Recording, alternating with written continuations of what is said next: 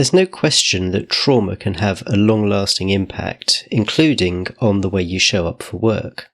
But what about if that trauma isn't some big life-changing event, but is a whole succession of smaller events? Maybe it's the boss who continually ignores you, or the work colleague that you always seem to end up in arguments with. How do these cumulative traumas show up, and what can you do about them? Well, that's what we're going to be discussing in this week's episode. A quick warning, we do touch on some topics which you might find difficult or upsetting, so just be aware and do whatever you need to do. I'm Jeremy Klein, and this is Change Work Life.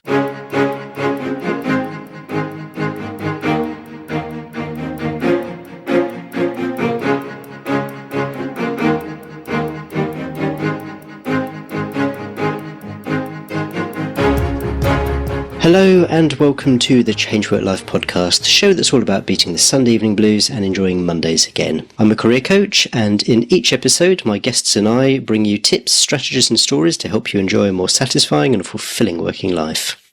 When you think of trauma, you probably imagine major life-altering events. But what about those smaller, more subtle events or experiences, like a perceived betrayal or embarrassment?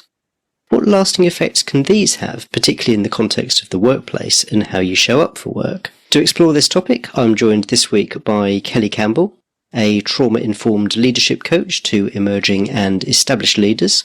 Kelly is also the author of Heal to Lead, Revolutionizing Leadership Through Trauma Healing. Kelly, welcome to the podcast. Thank you so much for having me, Jeremy. This is great. I feel like people often come to the helping professions because of something they went through in their own lives, and that was certainly the case with me and what led me to coaching. What led you to become a coach specialising in trauma? As I like to say, a non-linear path. Best kind. I was a CEO for 14 years. I owned a cause marketing agency where we did digital marketing and things like that for nonprofits and foundations and social impact initiatives. Very rewarding work. But it wasn't until I started to burn out towards the end of that 13, 14-year stint where I first started really questioning what got me involved in entrepreneurship in the first place. I saw other people leading organizations much older than I was, and I couldn't understand how I was burning out so quickly and they weren't. I thought maybe I just couldn't hack it. I wasn't really sure what was going on, but I knew that there must be some reason that I hadn't thought about or encountered before as it related to the motivations behind an entrepreneurial journey. And so the more that I started to dive into these kind of areas, I realized that I had actually become an entrepreneur out of a trauma response. And what I mean by that is I felt the need to prove myself, to prove my worthiness and my value to myself, to my mother in particular, and to the world. And I did that through the vehicle of business ownership because it was something where I could control the environment. I could sort of recreate the environment, a healthier environment than the one that I had grown up in. And so that was sort of the inflection point. When I sold the company at 36 years old, I really started to dive into more, I guess I would call them realms of spirituality and higher consciousness. And trauma was a big part of that because as I was exploring those realms, these feelings and memories and realities of my childhood really came to the forefront. And then I realized, wow, I am actually, by a long shot, not the only business owner or founder, entrepreneur who's dealing with these, because as we know, every single one of us has experienced some type of trauma when we were younger, whether that was the big T that most people are familiar with or the small t, as you mentioned at the top of the show. So that is essentially what led me to coaching other leaders in particular around this idea of correlation between childhood trauma and effective leadership. So you mentioned there that starting the company was effectively like your own reaction to a trauma. What was that trauma? Well, I grew up in a household with a mother who had two comorbidity conditions, borderline personality disorder and narcissistic personality disorder. I didn't know those names or terms at the time. I just knew something felt really off. I knew that I couldn't do enough to earn her love. I knew that in a weird way, she felt very competitive toward me. And she also, in a strange way, saw me as the other woman in my father's life, hence the competition. And so there was quite a lot of physical abuse. And along with that always typically comes emotional and mental abuse as well. I had a younger brother who was 13 months younger than I, and he didn't receive those things. So it was this clear indication to me that, this is what we do when we're younger. We turn it all inward and we realize and we think, well, I must be the broken one. There's something wrong with me, which is why this person is, this primary caregiver is able to love this child, but not love me. And so it must be me. And so that created some very deep wounding around this idea of self-value and worthiness and actually lovability. So that's what I was sort of working through in this route of business ownership. So what was the kind of like the gap or the void or the thing that starting the business was a reaction to? Was it sort of like a personal validation thing or something like that?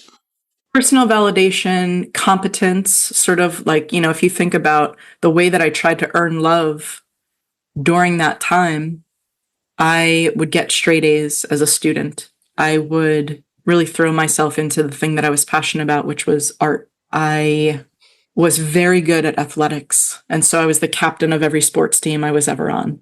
None of it could be enough. So I was highly competent, highly functioning, probably over-functioning as a kid. And I think all of those traits were natural components or, sort of criteria of what we think of as effective business owners. Ones with a lot of grit and tenacity and motivation and drive. And especially here in America, those things are praised, but no one knew that under the surface, this was really that response to that trauma and trying to recreate a different environment for myself.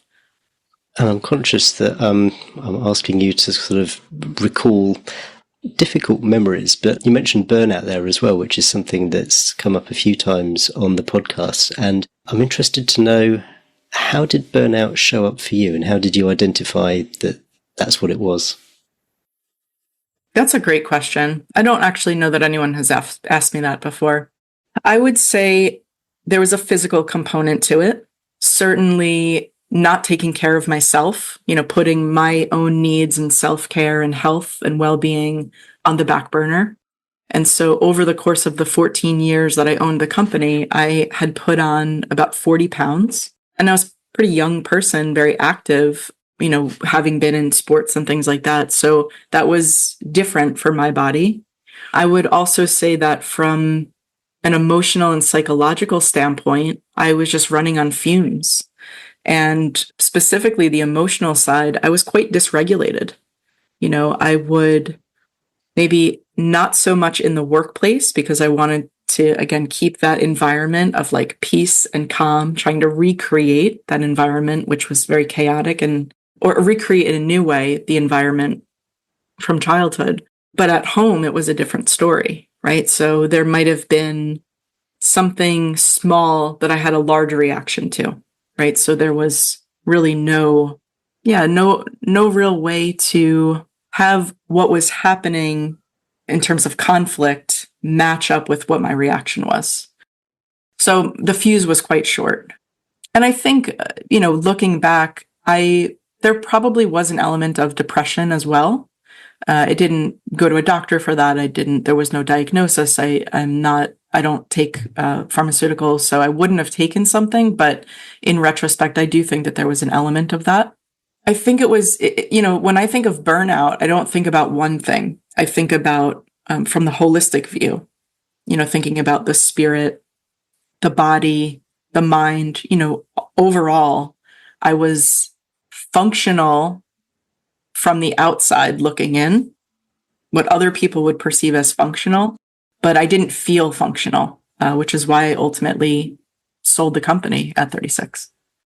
Well, thank you for sharing all that. I really appreciate it. And I think it's helpful for other people to hear from the experiences that someone has been through, just so that they can maybe recognize something that's going on in their own lives and recognize that it's not just them. This is actually something that's pretty common. Yeah, very common. And again, I do think some part of it comes from childhood and repetition of patterns, unhealthy patterns. But I also think that the odds are stacked against us a little bit, because the things that are unhealthy are actually praised, right? So overworking, showing up and pushing through your emotions at all costs to your health, your emotional well-being, your psychological well-being. No one's really tracking that in the workplace. So long as you're getting your work done and you're doing it well, it doesn't matter what the cost is to you. And I think that's where we veered off course, but that is probably a whole nother podcast. I think it probably is, and I'm just going to indulge myself for a minute to get on a soapbox. I was listening to a podcast actually the morning we're recording this, where there was someone who was saying that burnout should really be seen as a health and safety issue. So it's not about the individual and developing helping them to develop their resilience or that kind of thing. If, I don't know, there's a hole in the floor or a trip hazard and someone falls in the hole or someone trips over it, then the health and safety response is filling in the hole or removing the trip hazard. It's not training someone to get out of the hole or to avoid the trip hazard. The same approach should be taken to burnout. It's not just an individual thing, it's an environmental thing, a sort of cultural environmental thing. And so that's the way that companies should be approaching it. And I hope that message gets through. Yeah, I've seen, in working with leaders and previously leadership teams as a coach, I've seen a lot of, this particular employee or this manager is struggling. We're going to give them 3 extra days off. And it's like, wow, that Band-Aid is, we need to really talk about what's going on in the culture before, we're trying to apply these Band-Aids that, again, put the onus on that individual. Yeah. If the fish are dying, then there's something wrong with the lake, not with the fish. Anyway, we had better actually get into the topic that I had you on to talk about. We talked about trauma a couple of times, and you used the expression big T trauma. What does trauma mean? What are we talking about here? So I'll give you a couple of different ways to think about this or understand it. I always find that that's helpful because different ways of thinking about it may land for different people. So we can think about trauma in the definition that I like best is simply unintegrated information and energy. Unintegrated information and energy. You're going to have to unpack that for me. The reason why I like that definition is because it takes a lot of the emotion and stigma out of trauma. Most people, when they think of trauma, they're thinking of these larger life events, right? So if we go back to the Kaiser Permanente and CDC study in the late 1990s, we think about the ACEs, adverse childhood experiences. And so most of our ideas about big T trauma come from that. These 10 or so, items that we might classify as big T trauma. So for example, growing up in a war-torn nation, living in a house where one of your caregivers has a mental illness, being a child of parents who are divorced, maybe a child of a parent who is incarcerated, maybe having a natural disaster in the area where you've grown up, right? So these large kind of events or more, quote unquote, I'm using air quotes, more impactful events. The reality is that most people don't understand small T trauma as just as impactful as those things. So again, at the top of the show, you mentioned embarrassment, betrayal. I would add humiliation, these types of things where they really cut our core self when we're younger, when we're just starting to form our senses of self. These are typically we receive them on a more frequent basis. And so it's almost like these, you can think about those larger, more impactful events but on the same scale as death by 1,000 paper cuts. So they're smaller, they're maybe more frequent, probably more frequent, and they are over time with the stacking and compounding nature of them. It's still difficult for most people's nervous systems to really cope with that over and over and over again. So it's a more continuous, right? If you think about one as sort of a big punch, and the other one is sort of like a repetitive over and over and over again kind of consistency. Both are, in my opinion, equally impactful, but we don't talk about the small t stuff. Aren't these things that you've described as small t just facts of life? I mean, anyone who's been through puberty has probably been embarrassed and maybe humiliated. I mean, it's just part of growing up. Yes, and that it's the compounding nature of those things. So this isn't a one-off, oh, you tripped in the cafeteria and all of your food went on the floor, right? And that was the only thing that, you've ever felt embarrassed or humiliated over. If that were the case, I don't think that would be as impactful. Maybe you would have some friends who would rush over and help you, or a teacher, right? So there would be evidence that it wasn't you, it was a mistake. And that is a normal part of life. What I'm talking about with these small t traumas and why they're considered traumas is that compounding effect when that is happening to you over and over and over again. And that's not necessarily just a fact of life for most people.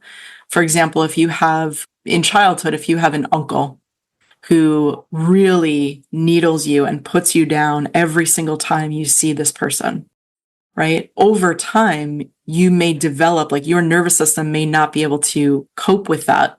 And so you may develop some kind of, I don't even know what the word is, but you would develop some resistance or something that would be known to you in your body every time you encounter a person just like that when you get older, right? As one example.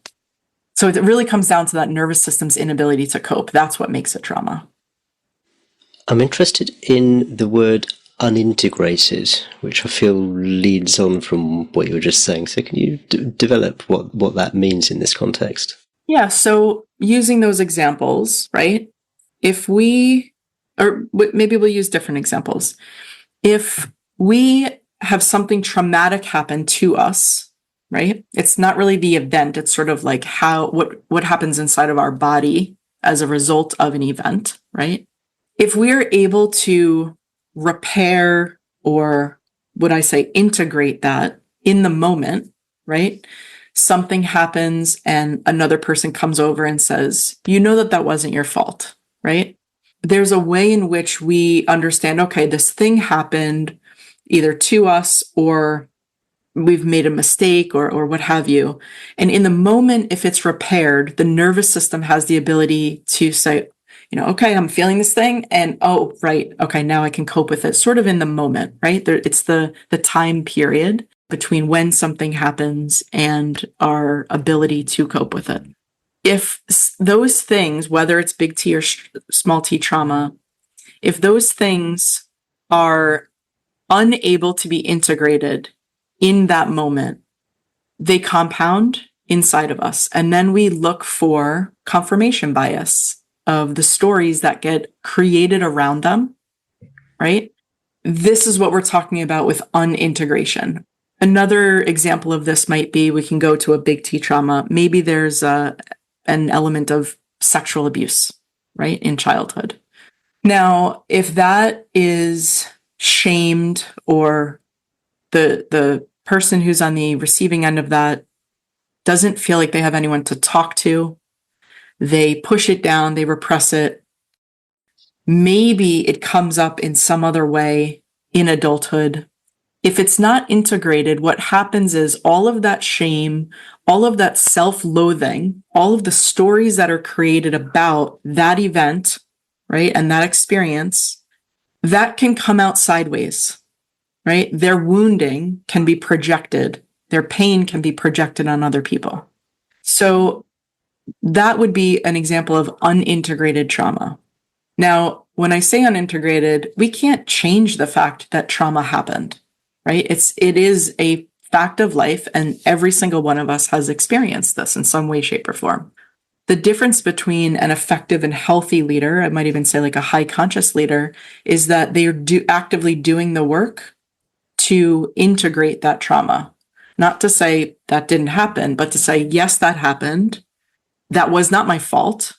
And I've done the work, to really integrate that into the whole part of my being, right? As opposed to pushing it aside, pretending it didn't happen, all of that kind of thing.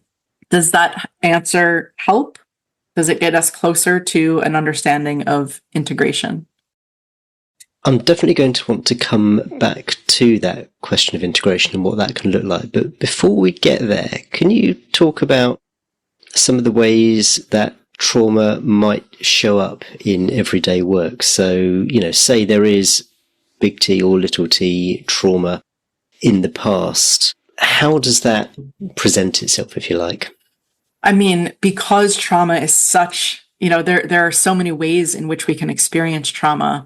There are equally as many ways as we experience it in the workplace.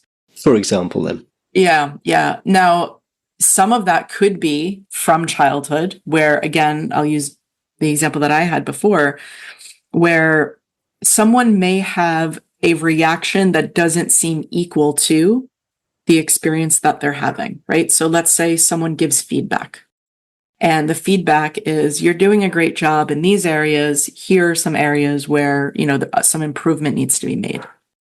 Now that seems quite benign, but if someone has an extremely defensive response to that, that could indicate that there was something in childhood where they were meant to feel wrong. They were meant to feel maybe powerless. And because that trauma was not integrated, now the reaction to this benign, what we might call benign feedback, is so much larger, seems out of proportion, disproportionate to what were, the feedback that they're given. So that's an example. But again, you can see even just from that one example, how many different ways that could show up. And then I also want to hold that some of this may not be from childhood. There is certainly trauma that gets, played out in the workplace in adulthood, right? We have discrimination, we have misogyny, we have all sorts of things that happen traumatically in the workplace. That may have nothing to do with childhood, or maybe that confirmation bias that I talked about before. An unsupportive boss is something that comes to mind. Sure, absolutely. Because sometimes the unsupportive boss feels just like a mom or a dad or a caregiver who was also unsupportive in childhood. And so that friction internally is going to make it very difficult to work in that environment, particularly if that person is not working on, the things that they've experienced when they were younger. Is it important to identify that there is some kind of underlying trauma going on here? And if so, how do you identify that that is what it is? I mean, that's a great question. Is it, I guess my counter question would be, is it important to who? Is it important to a leader? Is it important to the person, the employee? I think it depends on what's happening. If there's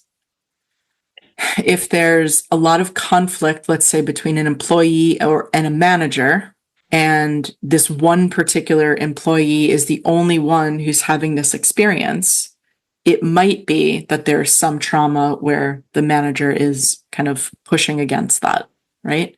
So again, is it important to the manager to figure out what's going on here?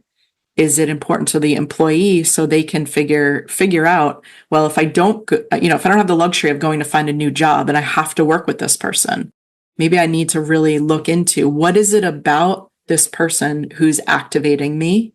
Is it the way that they're speaking to me? Is it, what from my childhood might have looked very similar to this, right? And, I do trauma-informed leadership coaching. So for me, I'm working with the managers and the executives and C-suite so that they are more trauma-informed so that they can start to recognize some of these things. And that does not mean that these leaders are becoming therapists or coaches even, or counselors, they're not unpacking any of these things. They're not diagnosing these people, but just to have an awareness, right?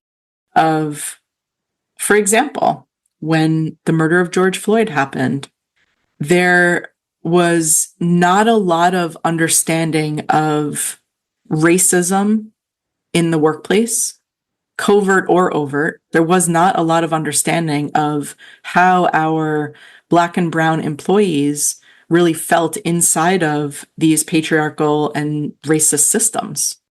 And so working with leaders who were very willing to say, I want to understand the experience of these employees who are very dear to me. Now it took a very conscious leader to say, raise their hand and say, I'm willing to do that. I want to do that. Many people did almost the opposite.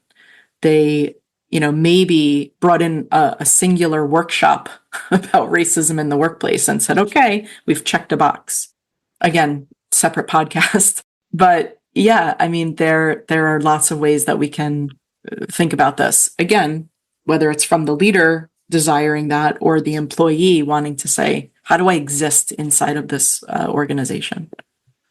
Let's focus on the employee, the individual, so what's going on for them rather than their own leader. So say they are starting to recognise that there is something off and they think, okay, maybe this is a response to some kind of trauma.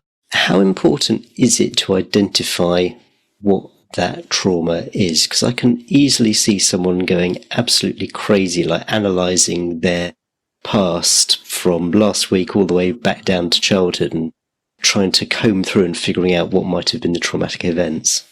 Yeah, I think going into the details of the past trauma are slightly less important. I think it's more, hey, where did this potentially show up in my past? Or did this potentially show up in my past? And is that why I'm having a disproportionate reaction here? Right? And that takes an incredible amount of self-awareness. There are a lot of employees who struggle with their managers, their bosses. And I think it's a lot easier for people to, again, project pain and blame others. And, so if you're asking, is it important? I think it's important to look at that 360-degree view to say, where is my part in this? Where am I contributing to this? What from my past might be involved in this dynamic? But unpacking and going back and trying to really figure out and maybe even trying to retrofit doesn't feel beneficial to me. Even with the coaching that I do, we might have a deep dive session in the beginning to go through, how did you grow up? What was the relationship like with you and your caregivers and the relationship between them? Just to kind of give us a foundation of where could some of these things point to, right? It's almost like trying to map it a little bit, but it's like map light just to make some correlations. We're not, sitting in the past and trying to go into all of that. That would be the work of a therapist, and that's a very different lane. So you talked about integration, and so it sounds like there is a piece of work to do, which is integrating the trauma into oneself.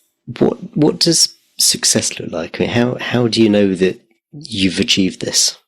Yeah, that's a great question. As we know, trauma is not one and done. Things that evoke emotion or evoke, semblances of experiences that we've had when we were younger, they spiral upwards, meaning they come back around in different forms with different people, but the brand of it is essentially the same, right? So I might call that activation. Some people call it triggering. I don't love that word, but so I use activation. And so, having these things come back around over and over and over again, how you would know that the work is working, that the integration is happening, is that each time these things come back around in their different forms, the activation is less and less. Your ability to cope, to recover, to make sense of, to reframe is much easier as these things come back around over and over again. That's what I would look at as success. And at some point, I mean, we're not looking for perfection. So it's not like, oh, at some point, this will be completely gone. These things are stored in our body. We know that from the work of Bessel van der Kolk, right? And many others. Trauma is stored in our body. So we're not looking to get rid of it, which is why we use the word integration, not removal. So yeah, you see, as we're talking, looking at this and talking about it in slightly different ways maybe helps to bring about a definition that lands for each individual person. Okay, so this isn't about, I'm almost certainly going to use a little wrong language here, but this isn't about cure as such. This is about something which has happened, it's in there, and it's kind of almost like managing reactions to the situations that bring it to the fore. I think that's the best I can do off the top of my head. Yeah, your word cure isn't incorrect here. I would use a synonym of healed, past tense, right? We're not looking for that. That, to me, I have said this in the book, it's an impossibility. I don't think of things as being able to be healed. These aren't, wounds on our skin that can be healed, and you'll have the ability to not even know that something had taken place, right? It is about actively healing, present tense, and it gets easier and easier and easier each time these things come around for us. What can someone do by themselves? Well, I think that one gateway is, I guess when you say by yourself, do you mean without any support whatsoever? Yeah, I'd like to come on to what external support could look like. But before we get there, what are some of the things that someone's listening to you and they kind of, maybe they can easily identify that, I don't know, they were bullied at school for being the school swot or something, and they kind of recognizing how that's showing up, and so they're kind of tying the two together. So what are some of the things that maybe they can do on their own which will help them to integrate this, as you say, and to not get to use the word you don't like, triggered by situations? So there are a number of things that you can do on your own. Journaling is probably one of the first things that comes to mind. Meditation, to really just kind of create more space. And some people meditate in different ways. Sometimes it's just kind of open-ended. Sometimes it's guided meditation. These are things that you don't need, external practitioners for. If it's a guided meditation, obviously you're listening to a track. But journaling, meditation, I think, somatic movement. So just moving the body, because we talked about it being trapped and stored inside of the body. So movement, whatever that looks like for someone, that could be developing a yoga practice. That could be walking in the woods. That could be all sorts of different things. It doesn't require, in some cases, any money or other practitioners. Those are things that you can do on your own. And I do think that part of the healing journey does require support from other people, because you'll only be able to get so far, by yourself. And here's where the integration process comes in, right? You're doing some work on your own. You're doing some work with a practitioner. You might even be doing some work in a group setting, a community setting. There's a lot of power in healing in community. And then you go back to doing the work on your own to integrate what you've just done with the practitioner or in community. And it just goes like that, on and on. You don't have to be doing this full time. You wouldn't be able to get much else done, but at your own pace. And that's part of how integration works. And recognizing that it is phenomenally subjective, when might someone think about getting external support? Yeah, very subjective. I mean, I think once you have the little bit of self-awareness where you've gotten to say, this is interesting, you start to get curious. I wonder what my role in this blank is, this conflict, this repetitive pattern, this, difficulty at work. I wonder what what might be going on inside of me or what my contribution to this is. That little opening of curiosity, I think, is a good place to say, okay, now maybe let me go speak to someone. And I do think that talk therapy is a great gateway. I don't think it is a trauma integration modality, but it is certainly a part of mental health maintenance. And I think it's a great entrance into that work. You're going to have to help me out there. You said talk therapy isn't something. I think a lot of people are going to go, Yeah. So there's a bifurcation that I talk about in the book, which, may be an unpopular opinion, but again, we all have our opinions. Based on my experience, talk therapy is wonderful if you've never spoken to a mental health professional. I think about talk therapy as everything from today backwards, right? You're sort of culling through the past, you're talking about your childhood, you're talking about different things that might be happening on that whole spectrum between today and pretty much the day you were born. And you're revisiting and recollecting all of those experiences and those moments and those emotions and kind of like really sorting through and parsing all of that out. And that's very helpful. And there's a way in which only focusing on the past and talking about it can actually be re-traumatizing. So again, if trauma is stored in the body and all we're doing is thinking about it cerebrally, and there's no somatic component, no movement component to actually release that out of the body, then it can only get you so far.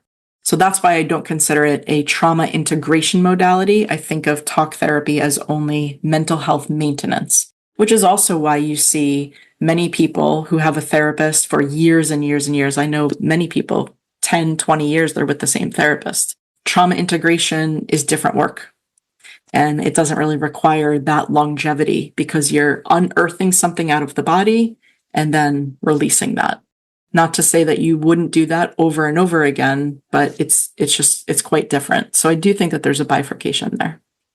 Okay, so if you're not looking for talking therapy, what do you Google in terms of the kind of practitioner that you want? I mean, I'm sure you could do, I don't know, trauma integration, something or other, but I mean, what is this coaching? What is it?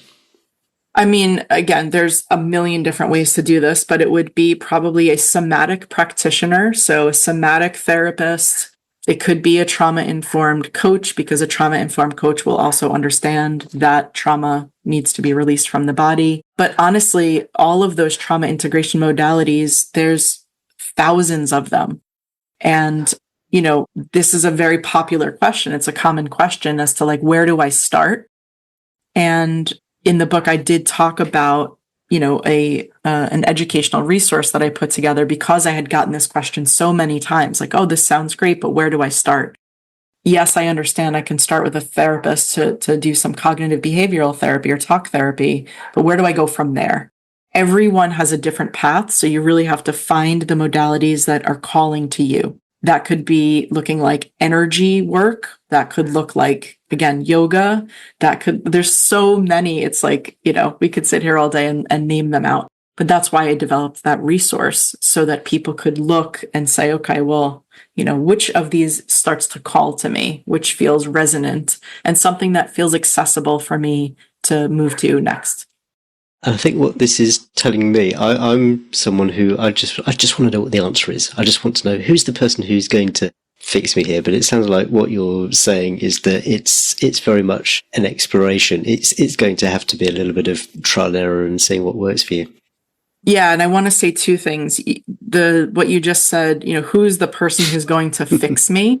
I think is a very also common question because we have all in our society today, we've all been sort of trained to find the magic bullet, right? And to outsource that work. There's got to be some healer or some this or some that. And that's just not the way that this works. So first of all, my belief as a coach is that there is nothing to fix because there is no one who is broken. It's about returning to the wholeness of who we are, because what's happened is with trauma, it's essentially removed pieces of us in a way, or suppressed pieces of us. Or maybe even if you think about it, like I like a lot of visuals with these things. So it's almost like layers of accumulated silt, right, on top of the true nature of who we are. And so our job is actually not to fix anything. It's just to remove the masks and the silt and the layers of other people's stories and the negative experiences that, those stories are based on. I know this is, I hear that you want, sort of this magic bullet answer. It just doesn't work like that. And there's nothing to fix. That was the first thing that I wanted to say. And, it really, I think most people, I can't speak to everyone, but most people would say if we're trying to find the external person to kind of save us or fix us or repair us, most people who are on this journey come to realize that they are the only ones who can do that ultimately for themselves. But it's through working with others, doing some integration work, working in community, doing some integration work. So it's very much an oscillating process. You think about a dahlia, the way that a dahlia grows, if you've ever seen it in slow motion, it's quite fascinating. It's sort of like every time it wants to bloom larger, it contracts. And then it grows a little larger, and then it contracts, and then it grows a little larger, and it contracts. And that's really such a great metaphor for the healing process or the trauma integration process. So maybe you can give like a very brief case study just to provide a bit of colour to this. So, someone who at work, something's going on, they've identified a possible trauma in their past, they've got some kind of support, and then the indicators for them that support is helping them and then giving them the tools that then they can do by themselves. So can you maybe sort of talk us briefly through those stages and just as an example? Yeah, no, that's a great example. So maybe in a situation like that, what comes up for the person is that they figure out that, they've essentially got people-pleasing tendency, right? And so they're doing as much as they possibly can for this manager, and it's kind of not being recognized or not being appreciated, and so the employee is getting quite resentful. Because they're doing such a good job, the manager is kind of giving them more work, the employee is getting more resentful, and the relationship becomes now a bit like oil and water. In the employee recognizing how the way that they grew up or some, experiences in childhood sort of correlate to why they are such a people pleaser in this dynamic, what might happen through the process of trauma integration, all different modalities over the course of time, what might happen is they might realize my role in this is that I actually have terrible boundaries. And I'm not taking care of myself. I'm making sure that the manager has everything that they need. And I'm getting praised for that. But actually, I'm the one that's at cost here. And so what happens in the trauma integration process is to first, understand that is happening. Second, to really start to talk maybe with a coach or some other practitioner about how those boundaries can be fortified, and maybe that looks like role playing, communication as to what boundaries are going to be set. Maybe that means pushing back on additional work. Maybe the manager doesn't respond favorably to that. How am I going to deal with that? Right? So it's a little bit of boundary setting. It's a little bit of really recognizing where they've outsourced their validation, to this manager, and kind of bringing that back into themselves so that they're working more traditional hours that are expected of them, not overworking, and just advocating for themselves more. So that's just one scenario. You can, again, imagine how many different ways that could play out. Sure, but I love that example. That gives me a sort of really practical way that this can sort of show up and play out. So that's really helpful. You mentioned that you'd put together a toolkit, almost like a list of where you could go. Where can people get hold of that? Yeah, so I thought while I was writing this book, I had overwritten it by about 12,000 words. The editor was quite happy with that. And she suggested that I take that out of the book and actually create that as an online resource. So that became very similar to a restaurant menu. It's called myhealingmenu.com. And essentially it breaks down all of these trauma integration modalities as appetizers, things that you might gently step your toe into on your own, things like podcasts or particular books or binaural beats to listen to, things like that, journaling, then shared plates. It would be the second sort of category. And that's the things that you do with a practitioner. Entrees, which are much more of the somatic experiences, the things that are actually going to be moving your body in quite impactful ways.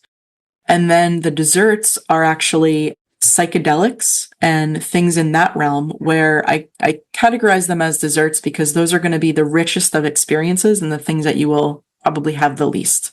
So I was really intentional in thinking about that, and I wanted it to be accessible and just an easy way in for anyone to understand how these things were kind of categorized.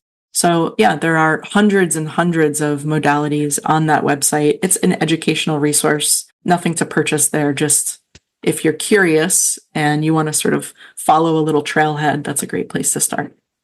And if someone wants to find you, where would you like them to go? Oh, my website is just klcampbell.com. Put a link to that in the show notes. This is one of those interviews where I think we probably could have gone on for about double the time, but it's been a great introduction to this topic. So maybe we'll do another one, dive into a little bit deeper. But in the meantime, thank you so much for coming on. Thank you, Jeremy. This was wonderful, and I really, really appreciate the dialogue. Okay, well, notwithstanding the topic of that interview with Kelly Campbell, I hope that you enjoyed it and found it interesting. I'd never really thought about the way that cumulative events could ultimately amount to something which you find traumatic and which affects the way that you show up. But it does make a lot of sense. If you have a work colleague, for example, who always treats you in a negative way, then it's not surprising that you find yourself reacting to that and changing your behaviours, not necessarily in a positive way. I also really liked the idea that something you can do here is to integrate the experience within you rather than, quotes, cure yourself of it. It's like a coming to terms with it, an acceptance of it, and crucially not allowing it to dictate the way that you present yourself and show up. Show notes for this episode are at changewhatlife.com/201. That's changewhatlife.com/201. And I haven't asked this for a while, but it would be great if you would leave a review for the podcast. Apple Podcasts is still really the place to leave a review. So if you use an Apple device to listen to your podcasts and you can leave a review there, then that would be amazing. But if not, wherever you get your podcasts, if you can rate me on Spotify, or if there's any rating function in the app that you use, any review would be really, really helpful. And if it's not a 5-star review, tell me why not. Drop me a line. Go to changewhatlife.com/contact and tell me, what can I do better? There's another great episode coming in 2 weeks' time, so make sure that you've subscribed to the show if you haven't already, and I can't wait to see you then. Cheers. Bye.